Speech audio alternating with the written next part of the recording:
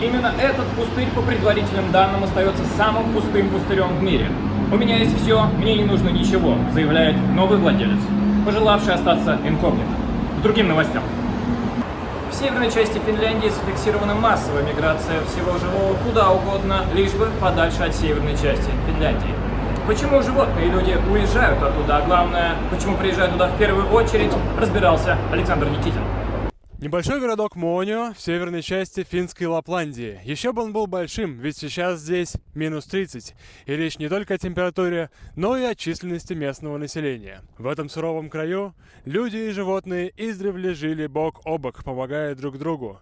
Ездовые собаки здесь не туристический аттракцион, а повседневная необходимость. В распоряжении нашей редакции оказались уникальные кадры с одним из представителей местной породы. Этот ездовой пес необычный. Он ездит сам.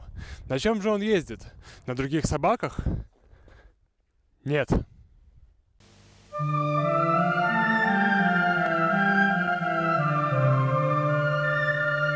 Minä olen Zero ja oleskelen täällä Muoniossa. Ympärilläni näkyy paljon tuntureita. Täällä on mukava asustella ja täällä käy paljon ihmisiä ihailemassa Lapin kaunista kevättalvea.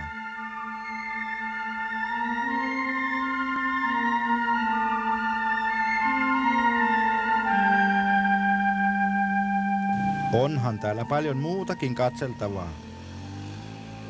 Ne nuo ihmiset liikkuvat mitä kummallisimmilla vehkeillä, niin kuin tuo mönkijä tai ilmatyynyalus.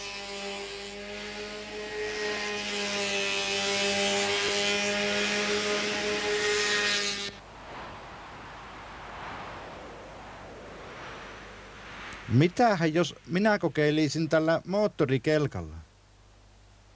Onkohan tämä nyt sopiva kelkkailijan asu? No ainakin se tuntuu ihan mukavalta.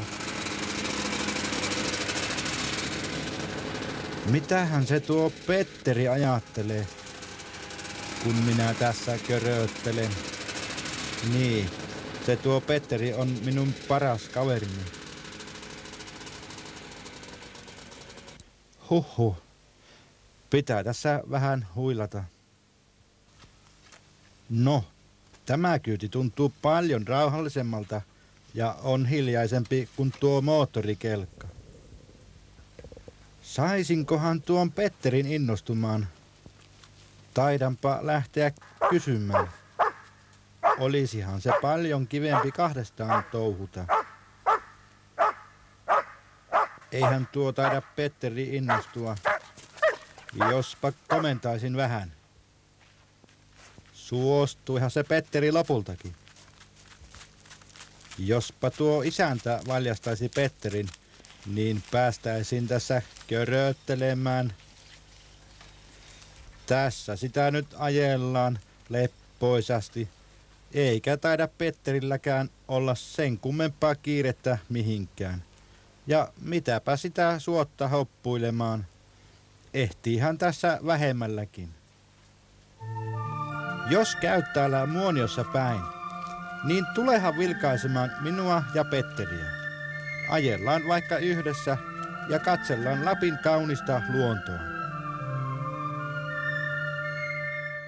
Пример Zero до сих пор вдохновляет местных жителей. Эта история передается из уст в уста, ее рассказывают детям, чтобы те не забыли о существовании жидкой воды. А его портрет висит в каждом доме на почетном месте.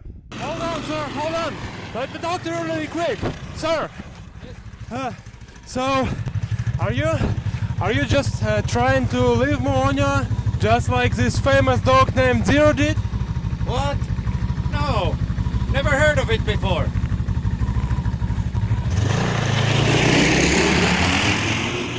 Нам удалось также встретиться с Анти Питикайненом, внуком последнего хозяина Zero. So, your name is Antti Pitikainen. Does that make you the biggest enemy of all the Pitikainens? Are you kind of a super villain or? Well, some may think that, but I think I'm quite a nice guy in the end. Oh, okay. So about this dog, Zero, what was he like? Where did he live or? Well, Zero was the dog of my grandfather, and he lived here for through his life Uh-huh. here in Muonio. What was he doing? He was our mascot. Uh-huh. My grandfather was the one who set up the company and started tourism, and then he was the mascot for this place. So all the people who came here, they wanted to see Zero, the dog. So you mean that he spent all of his life here? Yes, that's right.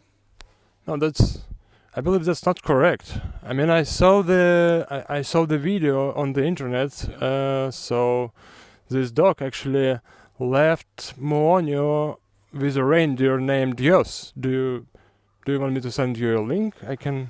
Yeah. Тем же, кто решает остаться, приходится быть особенно изобретательными в поисках жидкой воды. Этот молодой человек нашел свой способ. Aina välillä muistaa tehdä näin tämän liikkeen, niin tämä sitten kertoo. Ja sitten jos tarvii, niin sitten voi täältä ottaa tätä paskaa pois kädellä näin. Sitten pilkkii toivotti tuolla kalaa.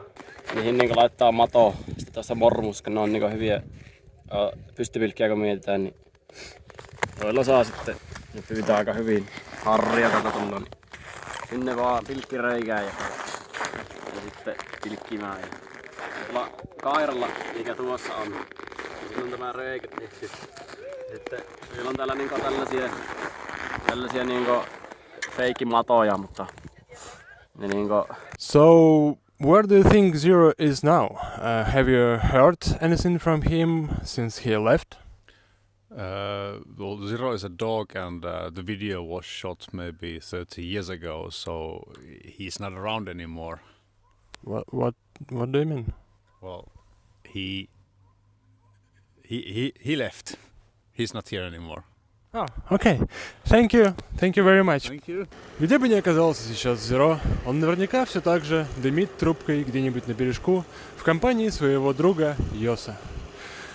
Александр Никитин, Артем Сергеев, специально для Псы ТВ. Господи, да чтобы, господи, фух, чтобы я еще хоть раз в это писался, все, надо пора уезжать отсюда скорее, пока не околял совсем тоже.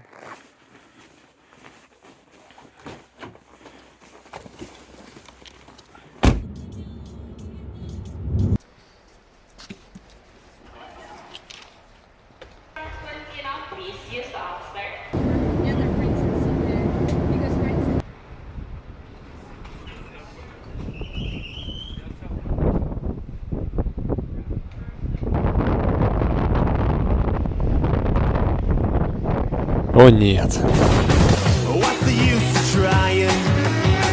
All you get is pain.